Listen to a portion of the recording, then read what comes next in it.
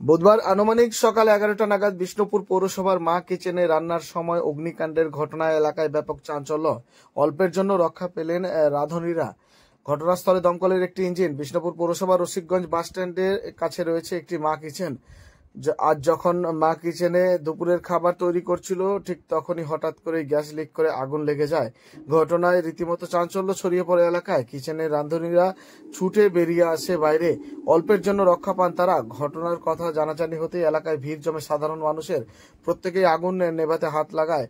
আগুন নিয়ন্ত্রণে না এলে খবর দেওয়া হয় বিষ্ণুপুর দমকল বিভাগে। তড়িঘড়ি ঘটনাস্থলে এসে পৌঁছায় দমকলের একটি ইঞ্জিন। এরপর দমকলের একটি ইঞ্জিনের প্রচেষ্টায় আগুন নিয়ন্ত্রণে আসে, যদিও এতে করে কোনো হতাহতের খবর পাওয়া যায়নি। প্রাথমিকভাবে অনুমান করা হচ্ছে গ্যাস লিক করেই এই দুর্ঘটনা ঘটেছে। আমরা মা ক্যান্টিনে রান্না করছিনু, দিয়ে গ্যাসে রান্না করছিনু, 7-8 দিন ধরে পাল্টেছিনু, দিয়ে আগুনটা জ্বলেছিল, দিয়ে কি করে কি হলো আমরা জানিনি। হঠাৎ করে গ্যাসটা জ্বালিয়েছিল, দিয়ে জ্বলছিল, দপ করে উঠেছে, দিয়ে ওরকম হয়ে গেছে, আগুনটা জ্বলে গেছে। ওইটা ডাল বসছেছিল, একটা ডিম বসছেছিল, দিয়ে গ্যাসটা বাস্টুয়া করে জ্বলে গেছে। দিয়ে আমরা জল ফল ঢালছি, নিমাবার ব্যবস্থা করছি।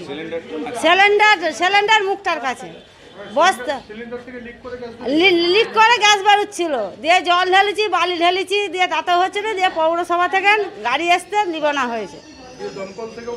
হ্যাঁ, গাড়ি দিয়ে এসেছিল পৌরসভা থেকে।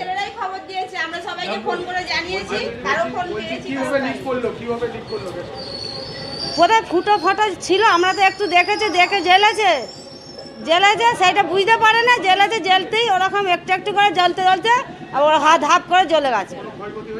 না, ক্ষয়ক্ষতি কিছু হয় না, সম্ভাবনা ছিল, করে গোটাটাই ধরে গেছে। সিলিন্ডারের কাছেই কি উনুনটা ছিল? হ্যাঁ, সিলিন্ডার কাছে অনেক তো আন্তরা ছিল, কিছুটা আন্তরা ছিল। আলু নষ্ট হয়েছে, ভাত নষ্ট হয়েছে।